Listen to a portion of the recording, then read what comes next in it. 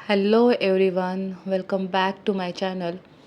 एवढ्या सगळ्या रांगोळ्या बघून तुम्हाला प्रश्न पडला असेल की या रांगोळ्यांचं आपण काय करणार आहोत. तर आजचा व्हिडिओ हा आपला कुठलाही रेडीमेड रांगोळी ट्युटोरियलचा नाही आहे. तर त्या रांगोळ्या ज्या आपण आत्तापर्यंत बनवलेल्या आहेत, तर त्या रांगोळ्या आपण कशा व्यवस्थित ठेवायच्या याच्याबद्दल माहिती आपण या व्हिडिओमध्ये घेणार आहोत. म्हणजे मी कुठल्या पद्धतीने रांगोळ्या माझ्या स्टोअर करून ठेवते याच्याबद्दल मी तुम्हाला आज या व्हिडिओमध्ये सांगणार आहे. तर सुरुवातीला आपण ज्या यूज केलेल्या आपण रांगोळ्या असतात, तर त्या आपल्याला स्टोअर करण्याअगोदर त्या व्यवस्थित साफ करून घ्यायच्या आहेत. एक कॉटनचा कपडा घेऊन जी OHP शीट आहे ती आपण कपड्याने स्वच्छ करून घेणार आहोत. आणि रांगोळी स्वच्छ करण्यासाठी आपण ब्रशचा उपयोग करणार आहोत. रांगोळीचं टेक्स्चर हे रफ असल्यामुळे त्याच्यामध्ये बरेच धुळीचे कण अडकून राहतात. तर ते साफ करण्यासाठी आपण तिथे कापड वापरू शकत नाही. तर त्याच्यासाठी आपल्याला ब्रशच लागेल. तर आपण ब्रशनी ते व्यवस्थित साफ करून घ्यायचं आहे. तर तुम्ही बघू शकता माझ्याकडे ज्या डिझाईन्स अवेलेबल आहेत त्या मी सगळ्या इथे बाहेर काढून ठेवल्या आहेत. म्हणजे मला ते नंतर सॉर्ट करताना सोपं जाईल. तर आपण आता या रांगोळ्या ठेवायच्या कशा ते पाहूयात. तर त्यासाठी मी इथे ज्या झिपलॉक बॅग असतात त्या वापरणार आहे.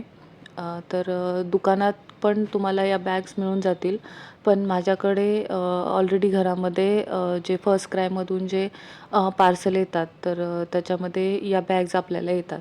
तर त्या मी जपून ठेवल्या होत्या, तर त्याचा उपयोग मी आता इथे करणार आहे.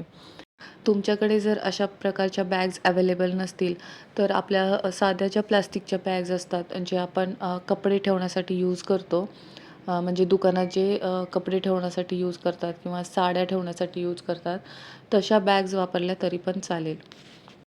तर इथे मी आता सुरुवातीला जे राऊंड बॉर्डर्स आहेत सगळ्या, जे की आपण समईसाठी किंवा दिव्यासाठी यूज करतो, आणि जे हाफ सर्कल बॉर्डर्स आहेत, अशा सगळ्या बॉर्डर्स मी एकत्र केल्या आणि त्या एका बॅगमध्ये ठेवल्या. जर तुम्ही अशा पद्धतीने सॉर्टिंग केलं, तर नेक्स्ट टाईम जेव्हा तुम्हाला रांगोळी लागेल, तर तेव्हा ती तुम्हाला इझिली सापडून जाईल. त्यानंतर आपण इथे जे रँडम पॅचेस आहेत, जे की वेगवेगळ्या ऑकेजनसाठी मी बनवलेले आहेत, तर ते आपण एका पॅकेटमध्ये ठेवणार आहोत. तर बघा, रेडीमेड रांगोळीचा हाच एक खूप छान असा फायदा आहे, की तुम्ही आत्ता पॅचेस बनवून ठेवा आणि तुम्हाला पाहिजे तेव्हा तुम्ही ते यूज करू शकता. म्हणजे तुम्ही सणाला किंवा तुमच्याकडे काही कार्यक्रम असतील, तर तुम्हाला तिथे रांगोळीमध्ये वेळ घालत बसायची गरज नाही आहे. कारण तुमच्याकडे ऑलरेडी रांगोळीचे पॅचेस तयार आहेत. तर ते फक्त आपल्याला ठेवायचेत आणि आपली रांगोळी तयार होते. त्यानंतर मी जे छोटे-छोटे पॅचेस बनवलेले आहेत, तर इथे बघा तुम्ही फुलांचे छोटे पॅचेस आहेत, नंतर केळीचे खांब आहेत, लक्ष्मीची पावलं आहेत, जनावरांची नावे आहेत. तर असे जे छोटे-छोटे पॅचेस बनवलेले आहेत, ते मी सगळ्या एका पॅकेटमध्ये ठेवणार आहे. नंतर पुढे कधी मला ते लागले, तर मला लक्षात येईल की छोटे पॅचेस मी या पॅकेटमध्ये ठेवले आहेत. त्यानंतर ज्या छोट्या बॉर्डर्स आहेत, म्हणजे A4 साईजच्या वगैरे अशा बॉर्डर्स आहेत, त्याच्यासाठी मी एक वेगळं पॅकेट केलं आहे. तर अशा प्रकारे आपण आपल्या रांगोळ्या कॅटेगरीनुसार सेपरेट केल्या आणि व्यवस्थित पॅकेटमध्ये पॅक केल्या आहेत. तर हे सगळे पॅकेट आपल्याला एका बॉक्समध्ये ठेवायचे आहेत. माझ्याकडे एक प्लास्टिकचा मोठा बॉक्स आहे, ज्याच्यामध्ये हे पॅकेट व्यवस्थित बसतील. पण अशा ज्या मोठ्या बॉर्डर्स असतात A3 साईजच्या किंवा त्याच्यापेक्षाही मोठ्या, तर त्या बॉर्डर्स बॉक्समध्ये पण नाहीत बसत. तर अशा मोठ्या बॉर्डर एकतर तुम्ही पेपरमध्ये व्यवस्थित रॅप करून त्याला एखाद्या मोठ्या अशा बॅगमध्ये ठेवू शकता. किंवा बघा, आता या बॉर्डर ना फ्लेक्झिबल असतात, म्हणजे आपण त्याला रोल करू शकतो. तर तुम्ही त्याचा एक व्यवस्थित रोल करून त्याला मास्किंग टेपने पॅक करून घ्यायचं आहे.